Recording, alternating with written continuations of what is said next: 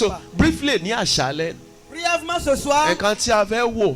Ce que nous voulons voir. Ó ní ipa tí Ẹ̀mí Mímọ́ kó nínú ìdílé àti ìgbéyàwó. C'est l'impact du Saint-Esprit. Mi ò ní ka gbogbo nǹkan tán kọ síbi. Dans le mariage et dans le foyer. Màá summarize ẹ̀ papọ̀. Je vais juste résumer ce qu'il y a là. Ṣé rí Ẹ̀mí Mímọ́? Le Saint-Esprit. Ẹ̀mí Mímọ́. Le Saint-Esprit. Ẹ̀mí Mímọ́. Le Saint-Esprit. Ó ṣe pàtàkì o. C'est très important. Lecture tá a gbọ́ tán nísìn. L'enseignement qui vient. Wọ́n sọ tí Ẹ̀mí Mímọ́ lè ṣe fún wa láti jẹ́ ká di ẹni ìbùkún. Il nous a enseigné sur comment le Saint-Esprit peut. Ṣé rí lónìí tí ilé bá ti tòrò. Aujourd'hui, si la maison est prospère. Ìjọ Ọlọ́run á tòrò. L'église sera prospère. Society á tòrò. La société sera prospère. Nàìjíríà á tòrò. Le Bénin sera prospère. Oh sorry, Nigeria mo ti work Republic of Benin á tòrò. La République du Bénin sera prospère. Àgbáyé á tòrò. Le monde sera prospère. Àwọn Yorùbá ní amúkùn wọn lẹ́rù ẹwọ́ olókèlè wò àti ilẹ̀ ló ti wọ́ wá. Les Yorùbá disent que quand vous voyez un estropié, vous voyez que ce qu'il a gardé à côté, ce n'est pas le haut, c'est du bas que ça a commencé. Ẹ gbówe. Alàgbà Solomon ṣe? Okay, thank you. So láti ilẹ̀. À partir du bas.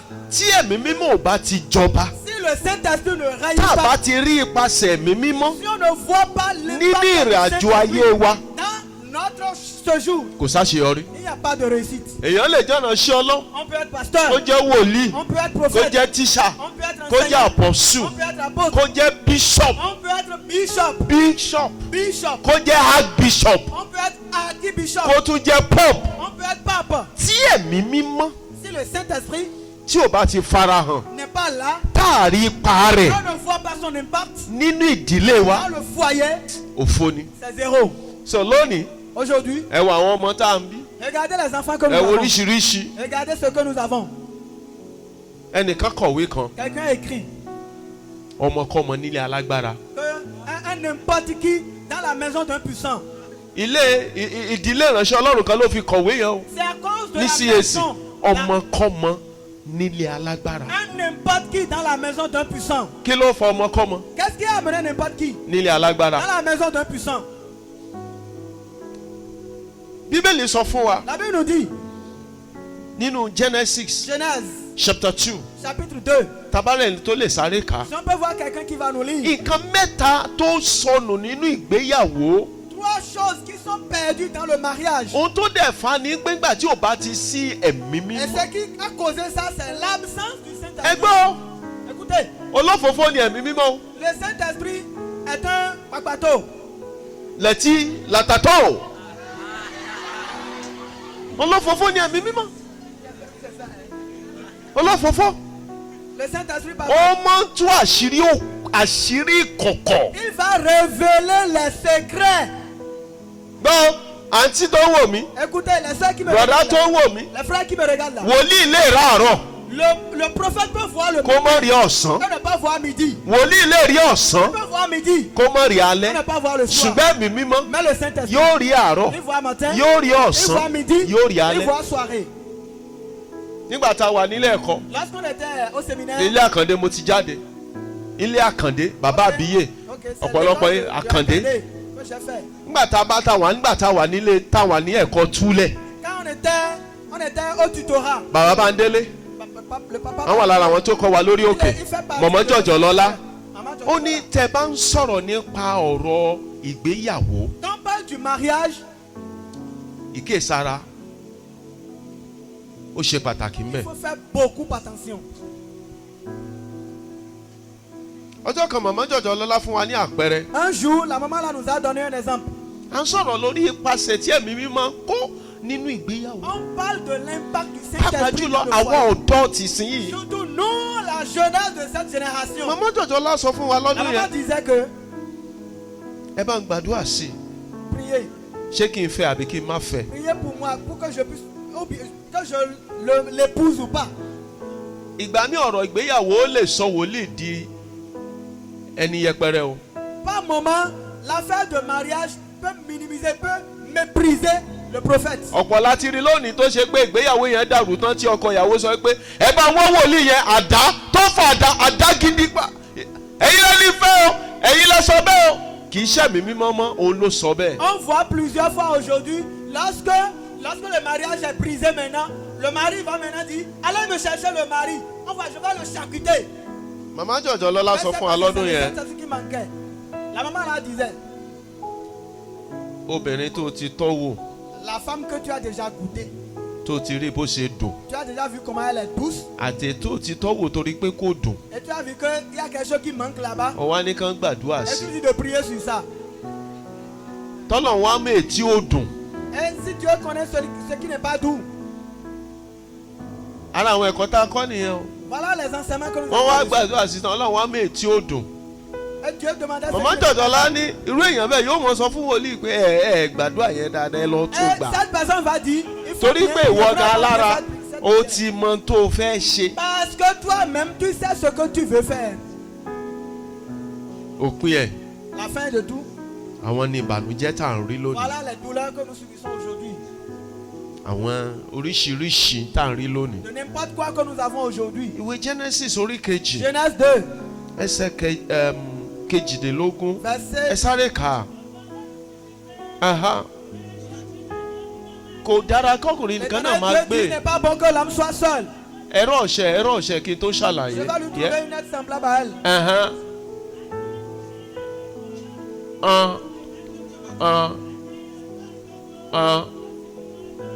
láti wo orúkọ tí yóò sọ wọ́n. Orúkọ kọ̀ọ̀kan tí Ádámù sì sọ olúkúlùkù ẹ̀dá alààyè. Ó ní orúkọ rẹ̀. Yeah. Ádámù sì sọ ẹran ọ̀sìn gbogbo àti ẹyẹ ojú ọ̀run. Ẹ go for ẹ move fast. Yes. Ní orúkọ, ṣùgbọ́n fún Ádámù a kò rí olùrànlọ́wọ́ tó dàbí rẹ̀. Fún Ádámù àrí olùrànlọ́wọ́ kankan tó dàbí ẹ̀. Olúwa Ọlọ́run sì mú orin ìjìká gun Ádámù. Aha. Ó sì sùn. Ah. Ó sì yọ ọ̀kan nínú egungun ìhà rẹ̀. Ah. Ó sì fi ẹran dípò rẹ̀. Ah. Olúwa Ọlọ́run sì fi egungun ìhà tí ó mú ní ìhà ọkùnrin náà mú Ah. obìnrin. Ah. Ó sì mú tọ ọkùnrin náà wá. Ah. Ádámù sì wí pé, Ah. èyí ni egungun nínú egungun mi. Yes. Àti ẹran ara nínú ẹran ara mi. Yes. Obìnrin náà máa pè é. Aha. Nítorí tí a mú jáde láti ara ọkùnrin wá. Aha. Nítorí náà ni ọkùnrin yóò ṣe máa fi bàbá. Ah. Àwọn Yóò ìyá fi, rẹ̀ sílẹ̀. eh, Yóò sì fi ara mọ́ aya rẹ̀. Ah. Ó sì di ara kan. Aha. Méjèèjì sì It's wà. okay. One dead. Nǹkan mẹ́ta Trois choses tí ọ̀rọ̀ ìgbéyàwó dá lé lórí. sur lesquelles sont basées Oh, number l'affaire one. du mariage. Numéro 1, Please, you flow with me some English. Oh. Number one, living. la vie. Living. La vie. Ohun tó dẹ̀ kó bá gbéyàwó wa lónìí. Et ce qui endommage notre mariage aujourd'hui, Ọ̀pọ̀ obìnrin ni ò gbà láti live. et beaucoup de personnes ne veulent pas laisser. C'est laisser, quitter. Ọ̀pọ̀ ọkùnrin Et beaucoup d'hommes ni ò gbà ne veulent pas láti live. quitter. Ìkejì, Deuxième chose, cleaving. s'attacher. Cleaving. S'attacher. Ẹ wo àpẹẹrẹ yìí. Regardez cet exemple. Kàn.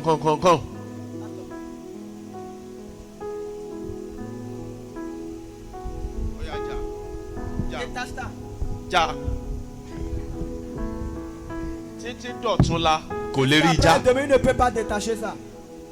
Ẹ wo ẹlẹ́ẹ̀kejì. Deuxième. Elle détache. Ó jà bí kò rí já. Elle a détaché. Ó ní wá cleaving. S'attacher. Ìkẹta, Troisième. wọ́n á di ọ̀kan. Devenir une seule chair. Nǹkan mẹ́ta ẹ̀. Ces trois choses Ó ní Ọlọ́run fi pilẹ̀ ìdílé àti ìgbéyàwó. sont les choses que Dieu a établies comme base ou bien fondement du mariage. Ọlọ́run ń bẹ Dieu existe. nínú ìgbéyàwó. Dieu est dans le mariage. Ṣùgbọ́n àwa ènìyàn Mais nous, les hommes, a ti fi Ọlọ́run sí ẹ̀yìn nínú ìgbéyàwó nous wa. avons mis Dieu de côté dans notre mariage. Àwa là ń darí báyìí. Et c'est nous-mêmes qui conduisons. Àfẹ́kẹ́ ìmọ̀ darí On mọ́. ne veut plus que le Saint-Esprit conduise. Ọ̀nà wo là ń gbà darí? Comment est-ce que nous conduisons? Ó pupa, Elle est claire. ó yẹ́lò, Elle est jaune. Land Cruiser ni mo fẹ́. Ah, Land Cruiser, c'est ça que je veux. Ẹ tí rẹ́rìn ẹ̀ sì máa rẹ́rìn dáadáa. Land Cruiser, Land Cruiser, c'est un véhicule qu'on appelle comme ça. Hein? Lexus 5 ni mo fẹ́. Les Suisses 5 ans. Òun tá à ń sọ fọ́lọ́ nìyẹn o. C'est ce qu'on dit à Dieu, ça. Hein? Ẹ̀yin ọ̀dọ́, Vous les jeunes, gbogbo àwọn bàbá ẹ̀ lọ́lọ́run ti ràn lọ́wọ́ tous o. ces pères-là, Dieu les a déjà aidés. But ní ayé titi wa báyìí, Mais dans dans notre monde, a ò fẹ́ kí ẹ̀mí mímọ́ kó darí. on ne veut plus que le Saint-Esprit conduise. Ọlọ́run Dieu, mo dẹ̀ fẹ́ marry o, je veux me marier. mo fẹ́ Land Cruiser. Je veux Land Cruiser. Ọlọ́run tí mo fẹ́ nìyẹn o. Seigneur, c'est ce que je veux ça. Hein? bọ́lá ń kò tiẹ̀ fẹ́ fún ẹ ìwọ ló fẹ́. Même si Dieu ne veut pas te donner, c'est Olúwa ce ó que ti tu veux. ta kókó. Seigneur, il est l'heure. mo fẹ́ apọ́n bí edé. Je veux celle qui est claire comme. àwa là ń yàn fún o. Et c'est nous qui choisissons pour Dieu. ó látọdún tí àwọn kan ti yàn kí làbọ̀ rẹ̀. Depuis que certaines personnes ont choisi pour eux-mêmes là. Quel a été le résultat? Ọlọ́run ló yàn fún Adam. C'est Dieu qui a choisi à Adam. ní generation tiwa báyìí Dans notre génération, a ò dóde àkókò Ọlọ́run mọ́ on láti. n'attend plus l'heure de Dieu. nítorí pé a ò gbẹ ẹ̀mí mọ́ láàyè. Parce qu'on n'a pas laissé place au Saint-Esprit. ẹ wà ara wọn ṣẹ́ tí ẹ̀mí mọ́ máa ń ṣe. Regardez ce que le Saint-Esprit fait. number one Numéro ó 1. máa ń tọ́ni. Le Saint-Esprit conduit. ó máa ń fi wọn Ọlọ́run hàn. Il montre la voie de Dieu. ó máa ń kọ́ni ní ohun gbogbo láti ṣe. Il enseigne toutes choses. ó jẹ́ ẹ̀mí òtítọ́ tó máa ń gbé òtítọ́ rìn. Il a l'esprit de vérité qui marche dans la vérité. ẹ wo bí tá a bára wa lónìí. Regardez où on s'est trouvé. Àwa aujourd'hui. ọ̀dọ́. Nous les jeunes. ẹ wo bí tá a bára wa lónìí. Regardez là où on est aujourd'hui. ẹ tàn C'est la tromperie. ẹ tàn La tromperie. ẹ̀mí máa ń bá bá ní sọ̀rọ̀. Le Saint-Esprit parle. ẹ̀mí máa dẹ̀ jẹ́ ìyè. Le Saint-Esprit c'est la vie. ẹ̀mí máa jẹ́ ìmọ́lẹ̀. Le Saint-Esprit c'est la lumière. ẹ̀mí máa jẹ́ olùtùnú. Le Saint-Esprit est le consolateur. ẹ̀mí máa ń ran ni lọ́wọ́. Le Saint-Esprit aide. àwọn iṣẹ́ tẹ̀mí máa ń ṣe pọ̀. Ce que le Saint-Esprit fait, c'est innombrable. ká bá sọ̀rọ̀ nípa ìgbéyàwó On parle du mariage, pàápàá jùlọ ní òde òní. surtout aujourd'hui, ẹ̀yin ènìyàn Ọlọ́run peuple de Dieu. àti àwa tá a ti márì Et nous qui nous sommes déjà àti mariés, àwa tá ò tí ì et márì. nous les jeunes qui ne sommes A pas nílò déjà ẹ̀mí mariés, mímọ́. nous avons besoin du Saint-Esprit. ṣé tí gbogbo ẹ̀tẹ̀ ti wá ń dàrú báyìí Avec comment tout est bouleversé aujourd'hui nínú ìdílé wa. dans nos familles. ẹ wo mi Regardez, ṣé mi mọ nílẹ̀ bí báyìí ẹ mọ tán pè ládìẹ. oiseau, vous connaissez oiseau, non? adìẹ Oiseau. tó bá pa ọmọ Si l'oiseau, poulet, ok. Ẹhẹ́. Poulet. Si poulet ṣé a mọ̀ des pé poussins, yóò yé ẹyin il va faire á des pa œufs. ọmọ. Il va ó lè pa les mẹ́wàá ó lè pa méje. peut-être 10 ou bien 7. kí ló máa ń ṣẹlẹ̀ pẹ̀lú adìẹ Qu'est-ce qui se passe avec les poules? tí wọ́n bá ń lọ. Si elles s'en vont, ẹ rí i pé ìyá adìẹ ló máa ń ṣíwájú c'est la poule qui reste devant ọmọ ẹ̀ ló máa ń wà et lẹ́yìn. les poussins sont derrière. bẹ́ẹ̀ ni àbí bẹ́ẹ̀ kọ́. N'est-ce pas? ṣé à ń sin pẹ́pẹ́yẹ ń bì báyìí ẹ mọ tán pè pẹ́pẹ́yẹ. Vous connaissez Cana, non? ṣe pé dáadáa pẹ́pẹ́yẹ. Cana. kí ló máa ń ṣẹlẹ̀ sí pẹ́pẹ́yẹ tó Qu'est-ce bá qu'il y pa a ọmọ. dans la canne qui a des enfants? àwọn ọmọ máa ń wà wájú. ibi tá a sọ ayé dà lónìí nìyẹn o. Aujourd'hui, nous avons fait que c'est les canetons qui sont devant. et Ayé les ti di canetons ayé sont derrière. pẹ́pẹ́yẹ. Et le monde est devenu. àwa la máa tó ẹ̀mí mímọ́. Et c'est nous qui conduisons le Saint-Esprit. ẹ mọ bí ìbáyìí mo fẹ́ lọ o. Saint-Esprit, je vais passer par ici. kó yá tẹ̀lé mi ni o. ẹ rí i pé tí pẹ́pẹ́yẹ bá ti rí tó àwọn ọmọ ló máa ṣíwájú tó bá ti rí oúnjẹ wọn á wá pè ìyá wọn. ayé adìẹ láyé àwọn ìyá wa tẹ́lẹ̀. no wonder a sọ fún Adébọ́lá bó ṣe múra àwọn ọmọ rẹ fi ti ń ṣe ti yan. maman you are kolo. Aujourd'hui, nous vivons la vie de la canne et des canetons. Non. C'est quand les canetons sont devant, ils vont voir la nourriture. ètò wọ̀nyí Ah, il faut me laisser en paix. c'est quoi? ayé colonial nìyẹn o. Aujourd'hui, la vie est différente aujourd'hui. ayé ọ̀tún lè ta wá ẹ́. Aujourd'hui, là, c'est différent. eléyìí gan ló mú gbà. Ah, c'est ce qui marche maintenant. ìwà wa lọ́wọ́ ẹ̀mí mímọ́ nìyẹn. C'est ce que nous faisons. en kàkà tant kí que ẹ̀mí Saint-Esprit. mímọ́ darí wa Au lieu que le Saint-Esprit nous. àwa la ń darí ẹ̀mí mímọ́. C'est nous qui conduisons le Saint-Esprit. Olúwa Seigneur. ó ta kókó mo fẹ́ yàn. Ah, je veux choisir. ó Amẹ́ríkà ni kò ti yàn fún Ah, mi. je veux que ça vienne de l'Amérique. nígbà tí o bá ti sí ẹ̀mí mímọ́ Quand le Saint-Esprit n'est pas là, àwọn ìfarapa wà ń bẹ̀. voilà, il y a des blessures.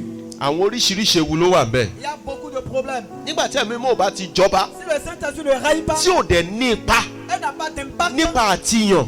dans le choix. ní 1996 I mean 2006 2006, a ṣe marriage kan ní Benin. on a fait un mariage dans l'état de Bénin. nígbà tí owó ń jẹ owó En ce moment, le Naira était vraiment mo wà Naira. lára àwọn tó plan marriage yẹn. J'ai fait partie de ceux qui ont planifié le mariage. marriage yẹn ó kọ̀ sí wa ní 2.6 million. Le mariage nous a coûté 2 600 000. àwọn láti Amẹ́ríkà láti. Les gens sont venus des États-Unis un peu partout. I'm talking 2006. 2006. that 2.6 million ní ìsìn we are talking of almost 50 million naira above. Aujourd'hui, maintenant, si on veut convertir ça à ce que nous marriage yẹn ò de láti 16 ju oṣù mẹ́ta lọ. Le mariage n'a pas duré plus de 6 mois. 3 mois. oṣù mẹ́ta. 3 mois. ìbéèrè tó yẹ ká béèrè pé iṣẹ́ mi mímọ́ ló ṣe. La question qu'on doit se poser, est-ce que c'est le Saint-Esprit qui a fait ça? a ti fi ẹ̀mí mímọ́ sẹ́yìn àwa là ń mis lì. le Saint-Esprit de côté et c'est nous qui conduisons. ẹ wo nínú àkọsílẹ̀ tá a kọ síbí. Dans ce qu'on a écrit ici, àwọn ìdílé mẹ́ta la fi ṣàpẹẹrẹ ń bì báyìí. 3 couples ici. ipa tí ẹ̀mí mímọ́ kó nípa ìtọ́sọ́nà nípa ìgbéyàwó. Le Saint-Esprit, ce que le Saint-Esprit a ẹ fait. jẹ́ wo Ananias àti Sàfírà. Regardez Ananias et Saphira. kí ló kàn wọ́n. Qu'est-ce qui a été leur fin? ẹ jẹ́ ká wo ìdílé Isaki àti Rebeka. Le couple Isaac et Rebecca. lónìí a lè pariwo Aujourd'hui, on peut. Ọlọ́run Abrahamu, Seigneur Dieu Ọlọ́run d'Abraham, Isaki. Seigneur Dieu d'Isaac. torí pé wọ́n ru májẹ̀mú. Parce qu'ils sont restés. ẹ jẹ́ wo ìdílé kẹta. Troisième couple. ìdílé Samson àti Delila. Samson et Delilah. ìdílé Samson àti Delila. Samson et Delilah. ọ̀pọ̀ àwọn ọ̀dọ́ ní orí wa ti wà lórí eékún Delila. Beaucoup de jeunes là, nos têtes sont déjà sur les cuisses de Delilah. ìgbà tá à ń bọ̀ nírọ̀lẹ́ Quand on venait ce soir, níbi skul kan bẹ̀ yẹn au niveau d'une école là-bas, Pastor Auction ó call attention wa ẹ wo àwọn ọmọ wa. le pasteur Onchon a attiré notre attention sur certains de nos enfants. wọ́n múra wọn méjì wọ́n ti gbọ́lódé náà nìyẹn. Ils étaient méjì. deux. Ils sont en vacances. ìfẹ́ bẹ̀rẹ̀ náà nìyẹn o. Voilà, l'amour a commencé ça. I love you. Je t'aime. I love Je you. t'aime. Love Je you. t'aime. I'll die for Il you. va mourir pour toi. Without you, I cannot Sans live. toi, je ne peux pas vivre. Cockroach in my cupboard. Oh, c'est toi. Sugar of my Tu es tea. le sucre de mon cœur. Darling. Oh, mon chéri. Ẹ̀mí mímọ́ dà. Moi, le Saint-Esprit. Ẹ jọ̀ọ́ ẹ̀yin bàbá ẹ̀yin màmá Papa, la maman. kí lọmọ secondary school mọ̀ nípa marriage. Qu'est-ce que un collégien connaît de mariage? Ṣé tí níbi tá a bá dé. Vous voyez ce que nous sommes devenus aujourd'hui? Àwọn ògo ọ̀la. Les gloires de l'avenir. Àwọn ògo ìdílé ọ̀la. Les gloires du foyer de l'avenir. Ẹ wo gbogbo àwọn fíìmù tá à ń wò yẹn wọ́n fi ń kọ́ wa ní ẹ̀kọ́ ni. Les films que nous suivons là nous enseignent des choses. Nígbà tó ọmọ secondary school bá ń ṣẹ́yún. Quand un collégien, quelqu'un qui est au secondaire, Ta va ló- avorter, Ta ló fẹ́ gbé àgbébọ̀ adìẹ lọ́la? qui va prendre maintenant un oiseau boiteux?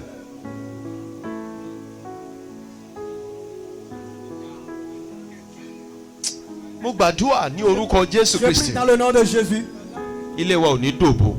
Notre foyer ne va pas se détruire. Ẹ̀mí mímọ́. Le Saint-Esprit. Gẹ́gẹ́ bí ọ̀dọ́, En tant que jeune, gẹ́gẹ́ bí ọkùnrin, en tant que jeune homme, gẹ́gẹ́ bí obìnrin, en tant que jeune fille, àwọn àkíyèsí kan wà. il y a des choses qu'il faut prendre en considération. Mo ti wà ní page 15. Àwọn àkíyèsí kan wà Il y a des choses à prendre en tí considération. Olúwa fẹ́ ká mọ̀. Gẹ́gẹ́ bí ọ̀dọ́kùnrin tàbí ọ̀dọ́bìnrin, En tant que jeune homme et jeune fille, a ní láti gba ẹ̀mí mímọ́ láàyè láti tọ́ wa sọ́nà. nous devons laisser le Saint-Esprit nous diriger. Ẹ gba ẹ̀mí mímọ́ láàyè láti tọ́ wa sọ́nà. Laissez le Saint-Esprit vous diriger. Tẹ́bíyàwó, Dans le mariage, ẹ̀mí mímọ́ yóò ràn wá lọ́wọ́ láti jẹ́wọ́ ìgbàgbọ́ wa, le Saint-Esprit va nous aider à confesser notre foi, ìwà mímọ́ wa, notre Ìyà rẹ̀ ní sainteté, sọ́tọ̀, notre kíkà ẹ̀kọ́ ọ̀rọ̀ consécration, l'étude de la parole. ọ̀pọ̀lọpọ̀ ìpèníjà àti ìdojúkọ ló wà nínú ìgbéyàwó. Il y a beaucoup de difficultés, de défis dans le mariage. Bẹ́ẹ̀ bá sí ìgbékalẹ̀ ẹ̀mí mímọ́ S'il n'y a pas ce que le Saint-Esprit a láti établi borí, pour pouvoir vaincre, ó léwu. est difficile. Oríṣiríṣi ìjì Il y a beaucoup de tempêtes ló wà nínú ìgbéyàwó. dans le mariage. Àwọn ìjì bíi Les tempêtes comme ìṣẹ̀dá, les tempêtes Ìṣúná, naturelles, les tempêtes ìṣe, financières, les tempêtes professionnelles, ìṣàkóso. les tempêtes de gestion des conflits. èdè kò yédè. Les conflits. Mo lọ́rẹ̀ẹ́ kan, J'ai un ami, j'ai un ami níbí ni à Bénin. àbátaba ti ń sọ̀rọ̀. Si on parle, a ní my pastor, il dit mon pasteur. ẹ̀ṣẹ̀ la fi jí lónìí. Aujourd'hui là, Ah. c'est avec les coups de poing qu'on s'est réveillé. Oríṣi alágbájọ́. Toi qui es diacre, Pastor ẹ̀ṣẹ̀ malẹ́yìn àti tani alẹ́ mi àti madam ni. moi avec madame. Coup de Ìgbà mi poing. ta bá ń sọ̀rọ̀ Et quand on parle, a ní eyín la fi jí lónìí. il a dit c'est avec les dents. Alàgbóba wọ́n ti dẹ̀ evangelist báyìí wọ́n bá bọ́ sọ wọ́n á ní ẹ̀wù wọ́n tún wọn ṣàkóso ní ẹ̀wù apá eyín madame lára mi èmi náà bù jẹ. Elle m'a mordu et moi-même je l'ai mordu. láìsí ẹ̀mí mímọ́ Sans le Saint-Esprit. láti borí. Pour vaincre. ẹ̀mí mímọ́ Le Saint-Esprit yóò kọ́ wa láti lè ṣe ìṣàkóso va nous aider à pouvoir conduire àti láti mọ ìyàtọ̀ ojúṣe wa. et à savoir nos devoirs et la différence dans ẹ̀mí nos mímọ́ yóò devoirs. ràn wá lọ́wọ́ láti tẹ̀síwájú ní àkókò ìṣòro ìgbéyàwó. Le Saint-Esprit va nous aider dans les moments difficiles du mariage. One of the church tí mo pastor ní Benin tí ngbà mo dé Benin our state headquarter ẹ tó jẹ́ church secretary wa wọn rán ọmọ bí for 40 years. Il y a l'une des églises que j'ai été. 40 years. Celui qui est le secrétaire de l'église, ils se sont mariés pendant 14 ans sans enfant. mo sọmọ kan lórúkọ evangelist church ọ̀dọ̀ mi 8 years wọn rán ọmọ bí mo lọ sọmọ yẹn lórúkọ lẹ́kọ̀ọ́ tó bímọ sí ní last 3 weeks lẹ́kọ̀ọ́ 8 years solid years. Une autre personne 8 ans 8 solides années sans enfant. a ní ìdè mi mímọ́. Nous avons besoin du Saint-Esprit. ogun bẹ láyé. Il y a des combats. ẹni tí mo lọ dúró dọ́lọ́run fún 14 years àwọn family ṣé bó ṣe máa bá lọ lélẹ̀ ò ní dọ́gbọ́n sí àjà fún ẹ níyàwó bí a ṣe gbá oríṣiríṣi. Celui dont j'ai parlé qu'ils ont fait 14 ans là, la famille s'est levée, c'est comme ça que tu vas rester. Il faut chercher une femme, beaucoup de conflits. ìgbẹ́kẹ̀lé mímọ́ yóò ràn wá lọ́wọ́ láti tẹ́ àwọn ọmọ wa sọ́nà ní ọlọ́lọ́run. Le Saint-Esprit va nous aider dans l'éducation wọ́n de dẹ̀ nos bẹ̀rù enfants. Ọlọ́run. Et ils auront la crainte de Dieu.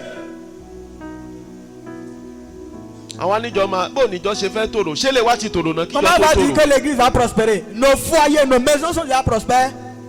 ẹgbọ́n ẹ̀yin ìránṣẹ́ Ọlọ́run Écoutez. ìránṣẹ́ Ọlọ́run ó wà ní ṣọ́ọ̀ṣì Toi, pasteur, tu es à l'église. ọmọ wo fíìmù lé. Et ton enfant à la maison en train de suivre des films. ìgbékalẹ̀ ẹ̀mí mímọ́ Le Saint-Esprit yóò mú kí ìgbéyàwó àti ìdílé wa va aider notre foyer, notre mariage á jẹ́ àwòkọ́ṣe à être exemplaire á dẹ̀ fìyè fọlọ́run. et va glorifier Dieu. jẹ̀bi a ṣe ń lọ báyìí Tel que nous allons maintenant. tí Jésù bá dé Si lálẹ́. Jésus vient ce soir, àwa ìránṣẹ́ Ọlọ́run a ní ìpèníjà ńlá o. nous les pasteurs, nous avons un grand défi. ẹ ti ka bíbélì yìí débẹ̀. Vous avez déjà lu la Bible ó jusqu'à ní ce niveau. Il a dit méjì ó mọ̀ ọ́ lọ. 2 personnes kí ló marcheront ní yóò ensemble. ṣẹlẹ̀. Il a dit quoi? On va prendre un, on va laisser l'autre. ẹ lọ tún ẹ̀mí wọ́n ní méjì ó wà lórí bẹ́ẹ̀dì ta ni. 2 seront sur eux. àbí ò sínú báàbù tí yín bẹ̀. Un même lit. ó ní méjì á ṣe kí ni. 2 seront sur un même lit. tàwa lọ́lọ́ fẹ́ mú nù. Qui est-ce que Dieu va prendre? pásọ sẹ̀sán ó ní méjì nígbà wá ní méjì ṣe bẹ́ẹ̀ mi àti ta ni. Pasteur Chessan dit 2. Qui èmi est àti qui? ìyàwó mi. Moi, ma femme et moi. ó ní méjì ó mọ̀ ọ́ lọ. 2 seront sur le chemin. pásọ sakla pásọ ọ̀ṣàn ó ní méjì ó mọ̀ ọ́ lọ. 2 sur le chemin. pásọ ọ̀ṣàn tó bá rí ìyàwó lẹ́gbẹ̀ẹ́ mi ó challenge mi gbé ọ̀gá ẹni abẹ́ aláàánú ẹjọ́ rìn ọ̀tọ̀ bá dá ó ṣàdáyàwó mi mọ̀ ó bá ṣàrin ó wá láàmú kan. On a dit on va prendre un. mo sọ fún wáìfù mi ó jẹ́ múra. Je dis à ma femme, il faut t'apprêter. Hein? bàbá ti mẹ́mi lọ òwò ló kù. Si on me prend là, c'est toi qui vas rester là. Hein? abá ti jí láàárọ̀ pé ó jẹ́ múra bóyá wọlé bóyá Le matin, je lui dis, ah, bóyá òní ó mú. il faut te préparer. Peut-être c'est moi, il va prendre. bẹ́tà kẹ́yìn méjèèjì ya dára kan. Que vous soyez une seule chair. because ìdílé wa gbọ́dọ̀ jẹ́ àwòkọ́ṣe. Parce que notre foyer doit être exemplaire. tẹ́lẹ̀ wọ́n sọ fún wa ní kejì last week tẹ́lẹ̀ tán bá ń wáṣẹ́ wọ́n ń ṣe gbá wọ́n ń ṣàwo wọ́n wá bẹ̀ àwọn bàbá wa ní CAC pé abẹ́gba lágbájá ǹjẹ́ wọ́n tẹ̀lé fọwọ́ sọ̀yà wọ́n lè fọwọ́ gbóyà pé ọmọ CAC ni wá mọ́ ẹ wo ìmúra wa ẹ wo ìwà wa ẹ wo ìṣe wa. Dans le passé, si les gens cherchent des gens qu'ils vont employer, ils vont venir voir nos pères pour leur demander, ah, est-ce que vous avez des gens là qu'on va prendre? Aujourd'hui maintenant, est-ce qu'on peut dire maintenant que celui-ci là, il est un enfant de l'église? Regardez comment nous nous habillons, regardez comment nous faisons. ẹ jẹ́ àfẹ́lẹ́ ìparí ẹ̀. On va finir avec ceci. níní ìbáṣepọ̀ tímọ́tímọ́ pẹ̀lú ẹ̀mí mímọ́. Avoir une intimité avec le page Saint-Esprit. 16. Number 1 ẹni tó bá máa ní ìbáṣepọ̀ pẹ̀lú ẹ̀mí ó gbọ́dọ̀ jẹ́ ojúlówó ẹni tó ti di àtúnbí Si ọmọ on Ọlọ́run. veut avoir d'intimité avec le Saint-Esprit, on doit être de véritables enfants de Dieu. bá ń sọ fẹ́ tó jókòó lẹ́gbẹ̀ẹ́ pé ẹ̀tàn pọ̀ ń ta o. Dis à celui qui a... Il y a trop de duperie au dehors. ṣẹlẹ̀ lómi gan wọ́n ti má rí ìtàn báyìí. Mo rántí questions kan mo láwọn questions ẹ̀ ń lé bóyá ní conference ní kejì ní sharanke. Dádì ẹ bá ń dá sọ̀rọ̀ yìí. Papa intervenez. mo tẹ̀ ti pa àwọn couple yẹn mo ti pè wọ́n kí n tó marry ẹ̀ sister coordinator ni prayer ni ó máa ń gbàdúrà ìyẹn gan ló mú mi o mo marry ìtàn ló mọ̀ yí padà o. Le frère disait, avant le mariage, elle était coordinateur des sœurs. Elle fait partie des intercesseurs. Maintenant, après le mariage, elle a changé. Ẹ̀tàn. Duperie. ọ̀pọ̀ wa ò tí ì di àtúnbí. Beaucoup parmi nous ne sont pas nés de nouveau. tẹ́lómi bá kọrin báyìí ẹ̀rù báńgẹ́lì ni. S'il y a certains, si elles chantent comme ça, vous allez croire que c'est les anges. tó bá kó ṣọ́ọ̀ṣì tó bá bẹ̀rẹ̀ ìpè báyìí. Si elles sortent de l'église, comment pas maudire les gens comme ça là? Ògún ni ó pa ọ́. C'est Ogou qui va te Ṣàngó tuer. ni ó pa. C'est Shango qui va.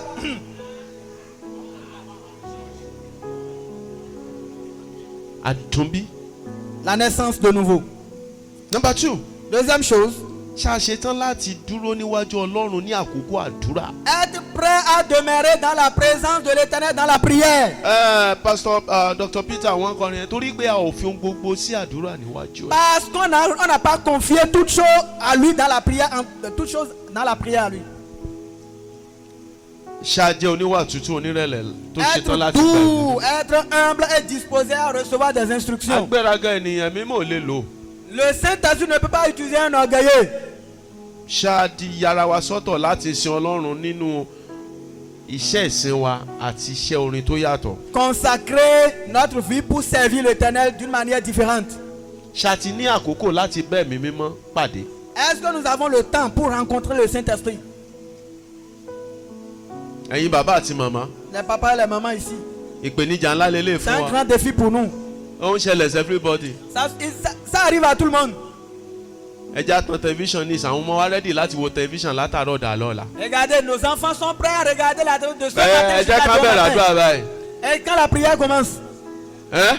ils vont commencer par dormir. oorun ni Dormir. ṣùgbọ́n ẹ jẹ́ kí ẹ tan jẹnẹrétọ̀ tàbí kẹ́ tan tẹlifíṣàn. Et la télévision allumée maintenant. Ça commence ẹ jẹ́ kí wọ́n bẹ̀rẹ̀ prayer báyìí. Et la prière commence.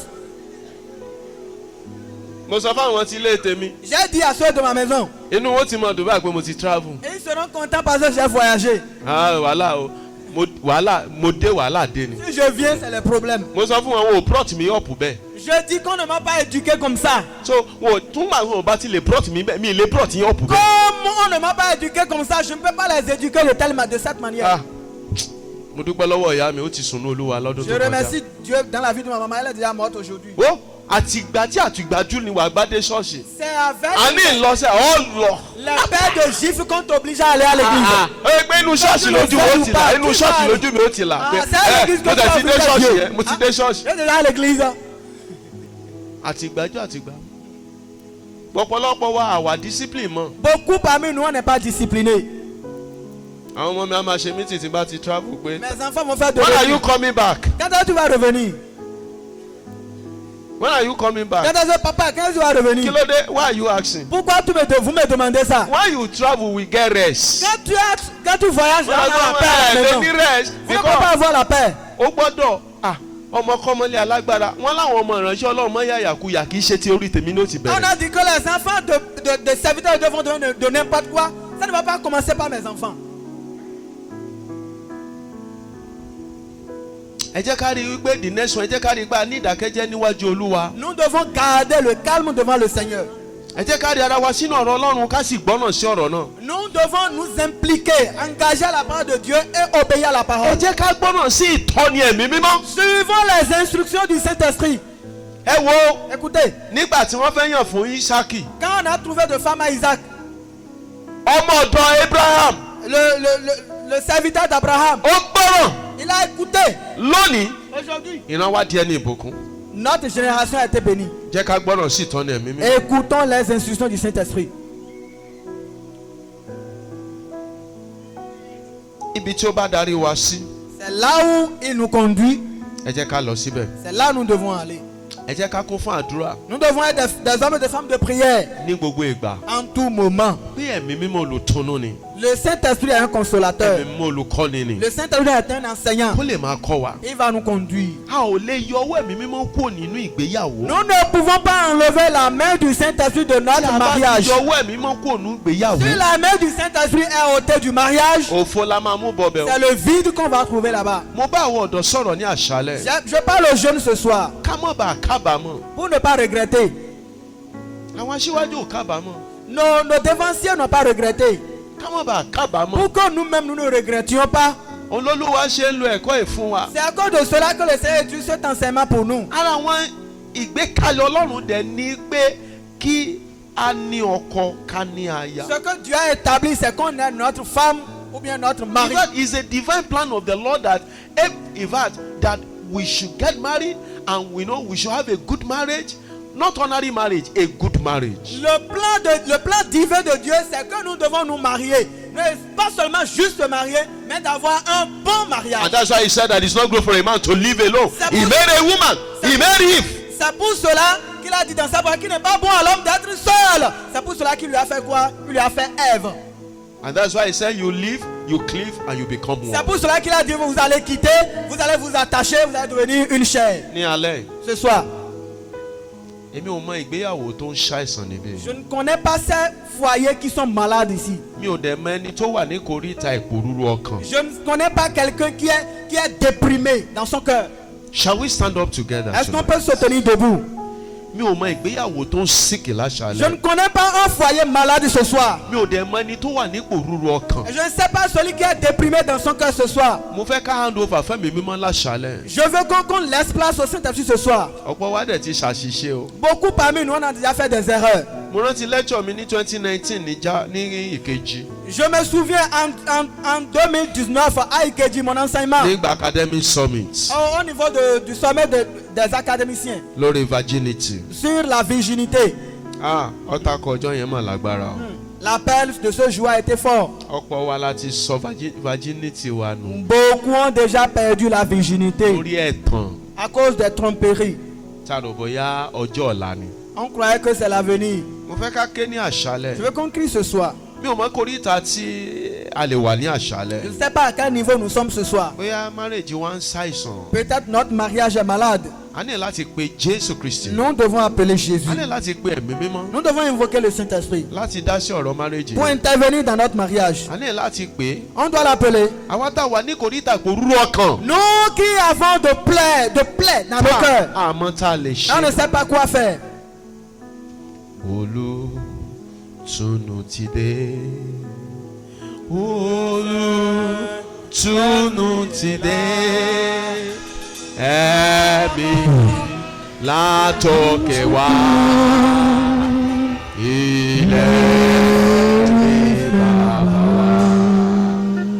Tán iná padà. Jáde. Dáhùn ayé.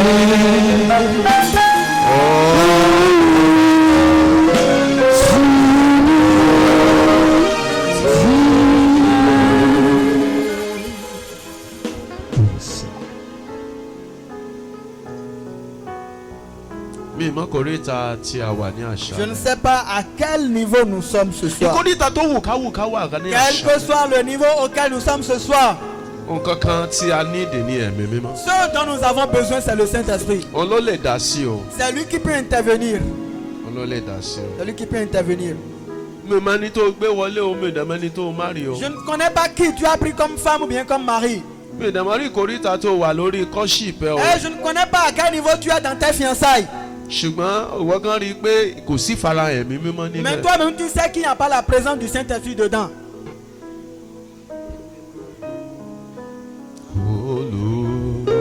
Olùtùnú.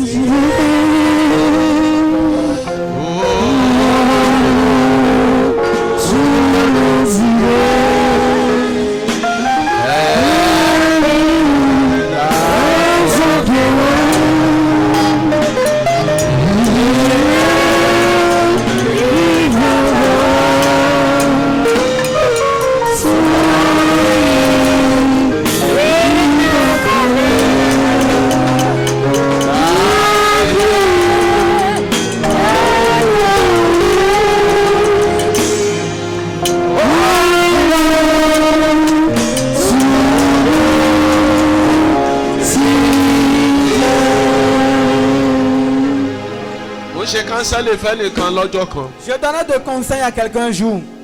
Tẹ bá rí èpè tó ń rọ́ kalẹ̀. Si vous entendez les malédictions qui sortent de sa bouche, Ó ní ìránṣẹ́ Ọlọ́run yẹn ló gbàdúrà sí lọ́gbẹ́ ló ní kó ń fẹ́ o. Tẹ bá rí que c'est tel serviteur de Dieu qui avait prié tel jour. mo ní tó bá wá pàdé ìránṣẹ́ Ọlọ́run yẹn kọ́ ó ní dádì gbogbo ti jẹ tọ́lọ́run tí àdàbà wà lọ́run ó gé wọn. Que s'il trouvait cet homme de Dieu un jour là, s'il avait de coupe de machette entre ses mains, il va le charcuter. Ọlọ́run mọ̀ pé Jésébẹ́lì ló ń gbé sílé. Il ne savait pas que c'était un Jézabel qu'il avait marié. Ohun tí ènìyàn ò lè correct ẹ̀mí mọ́ lè correct. Ce que l'homme ne peut pas corriger, le Saint-Esprit peut corriger. Ẹ lajú kẹ́ wo mi. Ouvrez vos yeux et regardez, mais regardez-moi. Mo privilège láti wà lábẹ́ ìṣọ́nà iṣẹ́ bàbá mi ní Olúwa kan wọ́n ti kú báyìí.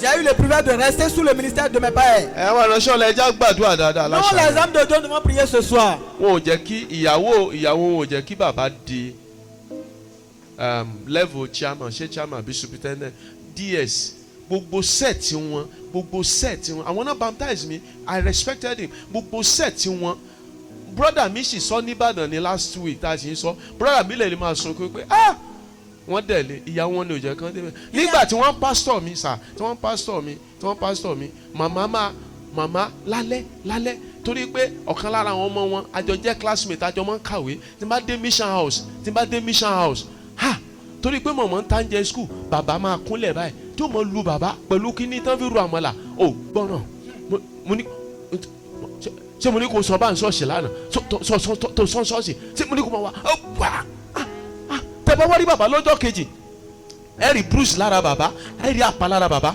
wa tẹ bá rí bàbá wọn ni pé àwọn ṣubú lórí machine ni àwọn torí pé bàbá ń gun machine ọtíjọ́ lálẹ́ ọjọ́ yẹn ta alẹ́ exam lọ́la èmi àtọwọ́n kákàwé tí bàbá ń ké yàgò mi lè wọ mission house.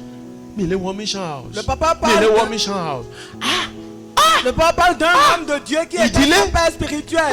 Et la femme, c'est la femme qui dans toute sa promotion, c'est lui seul qui n'a pas été promu surintendant. Dans la maison, c'est la femme qui le tapait à la maison. Gbogbo set wọn. Toute sa promotion. Set wọn ni set Baba Oladele o. C'est sa promotion Baba Oladele. Wọ́n rí tàyà àti ẹ̀sìn bẹ́ẹ̀. Ils sont. Ẹni tó jẹ́ àkọ́bí wọn tán tún jẹ́ ẹ̀gbọ́n fáwa àwọn náà wọ́n ti kú àwọn náà rí tàyà. Leur aîné, eux aussi sont déjà en retraite. Mímọ́. Nous avons besoin du Saint-Esprit.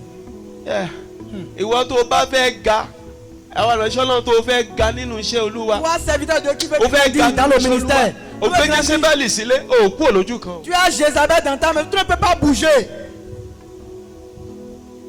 Olóòní ìran. Tu as dit que tu as vu. I have vision. J'ai eu de vision. Vision náà dà. Quelle vision? C'est où la vision?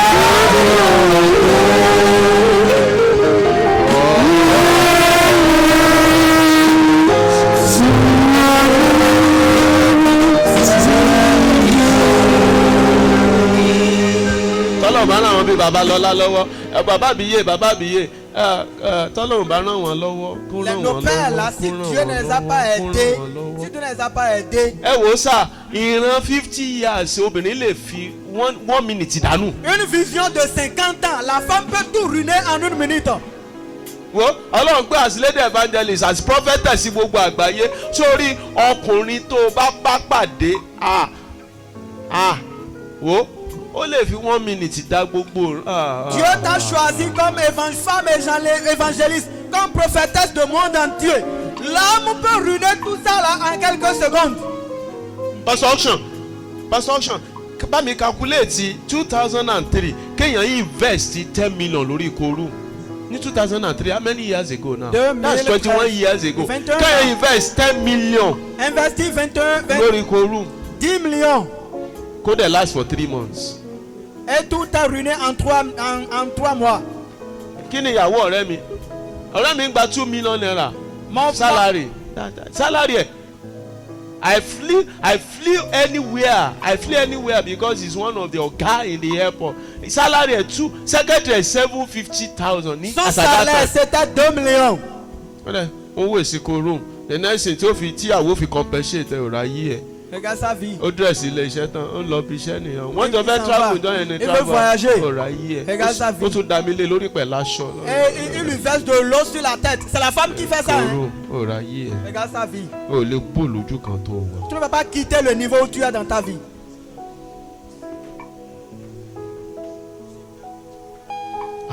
Pastor Ke, where are you? Pastor Oshan, ó gbé aṣọ wẹ́ẹ̀tì yẹn. Òun náà ló fly plane yẹn wá bì nítorí mi. Pastor Ke, please meet me at the airport. I'm frustrated. Aṣọ yẹn wẹ̀ Benin to Lagos is just 45 minutes. Aṣọ yẹn ò gbẹ. L'habit mouillé, c'est ça va emporter. Il est rentré dans l'avion pour venir jusqu'à Benin. Pastor Ke, Pastor, il me disait, je suis frustré. can I survive this? Est-ce que je peux suivre ceci? Il me disait ça. Ó gbé aṣọ wẹ́ẹ̀tì yẹn wá. C'est l'habit mouillé comme ça. Lábàrà báyẹn lọ̀rẹ́ mi bá kú òní. Lábàrà. C'est comme ça sa vie est ruinée. Regardez, à sa vie. C'est la femme qui fait ça à son mari.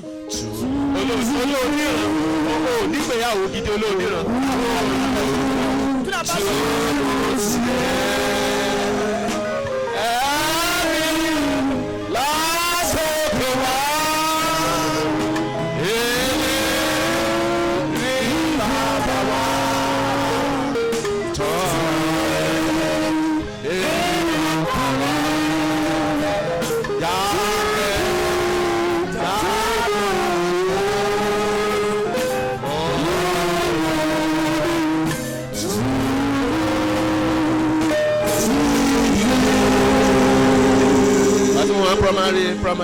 primary 6 àwọn ti wọ ṣe Quand olúwa ní j'étais primary au 6 CM2. I'm 53 years this year like primary 6 àwọn ti bẹ̀rẹ̀ ṣe olúwa wọ́n gbé wọn lọ sí station yẹn in fact àwa ń pray pẹ̀lú station yẹn táwa bá máa ṣiṣẹ́ olúwa kọ́lọ́ jẹ́ ká tẹ̀lé ṣiṣẹ́ ń bẹ̀ àárọ̀ ọjọ́ kan níyàwó wọn lẹ́kọ̀ọ́ ara wọn big ẹ̀kọ́ta mi ní dárúkọ ìran lágbájá tí ìbá ṣojú ara ẹ̀ náà ló ń bá sùn. La femme disait que ce n'est pas avec moi. bí gbogbo èèyàn bá ganu iṣẹ́ ìrànṣẹ́ ò gbàmọ́ Si látòlé tout le lọ. monde grandit dans le ministère, tu ne vas jamais wọ́n ti grandir. kú o. Ils sont déjà morts. Il est déjà mort o aujourd'hui. dẹ̀ ga pastor Sean ibi tó sọ dé yẹn that was the head of the ministry C'est ce que la with femme a every dit great que c'était anointing arrivé. with everything that was not there. Non, tout ce qui fait, tout est péri comme ça. wọ́n sá dẹ́dẹ́ ẹjọ́ yẹn pé ẹ̀yin àbúrò ẹ̀ máa bọ̀ mo ti wọ̀ ọ́. Et il disait, les frères venez, je ẹ̀ suis tó déjà ṣépè fún ti foutu. kú bẹ́ẹ̀ tó ṣépè fún yóò tí ì kú.